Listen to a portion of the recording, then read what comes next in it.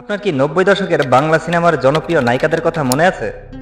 মৌসুমী ও শাবনূর দুজনেই ছিলেন বাংলা সিনেমার প্রাণভোমরা। তবে সময়ের পরিক্রমায় শাবনূর জনপ্রিয়তার শীর্ষে পৌঁছান, যেখানে মৌসুমীর জনপ্রিয়তা স্থিতিশীল থাকলেও শীর্ষে ছিল না। কিন্তু এমনটা হওয়ার কারণ কি? মৌসুমী ১৯৯৩ সালে কিয়ামত থেকে কিয়ামত সিনেমার মাধ্যমে বড় পর্দায় অভিষেক করেন। এটি ছিল বাংলাদেশের অন্যতম ব্লকবাস্টার সিনেমা, যেখানে তার নায়ক ছিলেন সালমান শাহ। সিনেমাটি সুপারহিট হলেও মূল আকর্ষণ ছিলেন সালমান শাহ। একসাথে রয়েছি দুজন, এক ডোরে বাঁধা দুটি প্রাণ। ফলে মৌসুমীর জনপ্রিয়তা তৈরি হলেও তিনি এককভাবে নায়িকা হিসেবে প্রথমে তেমন দাপট দেখাতে পারেননি। তবে পরবর্তীতে অন্তরে অন্তরে, আমার ঘর, আমার বেহেশত, স্বামী ছিনতাই ইত্যাদি সিনেমা দিয়ে নিজের শক্ত অবস্থান তৈরি করেন। শাবনূর ১৯৯৪ সালে চাঁদনি রাতে সিনেমার মাধ্যমে চলচ্চিত্রে আসেন। প্রথম দিকে তার অভিনয় ও লুক নিয়ে সমালোচনা থাকলেও তার ক্যারিয়ারের টার্নিং পয়েন্ট হয়ে আসেন সালমান শাহ।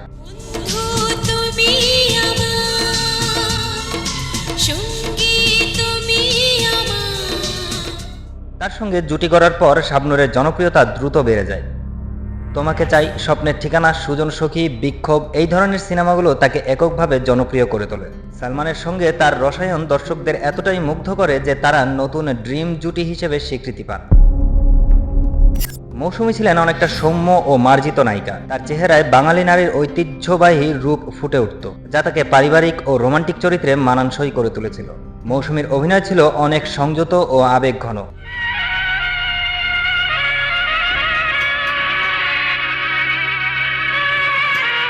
তার অভিনীত ঘরোয়া, স্নিগ্ধ, শান্ত মেয়ে চরিত্র বেশি জনপ্রিয় ছিল। তার চেহারা ও ব্যক্তিত্ব ছিল একেবারে বাঙালি নারীর আদর্শ রূপ। মৌসুমী ছিলেন মার্জিত এবং সহজ সরল চরিত্রে সাবলীল।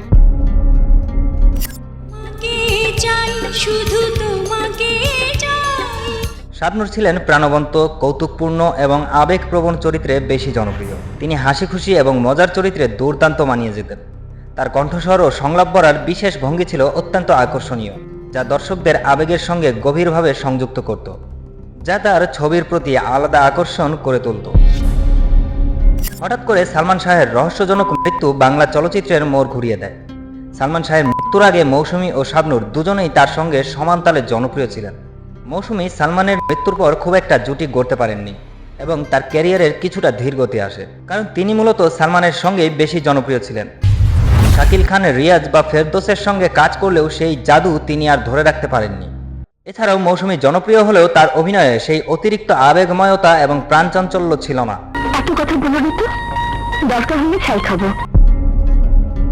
অন্যদিকে সালমান শাহের মৃত্যুর পর শাবনূর সেই সময় নিজের নতুন জুটি তৈরি করতে পেরেছিলেন।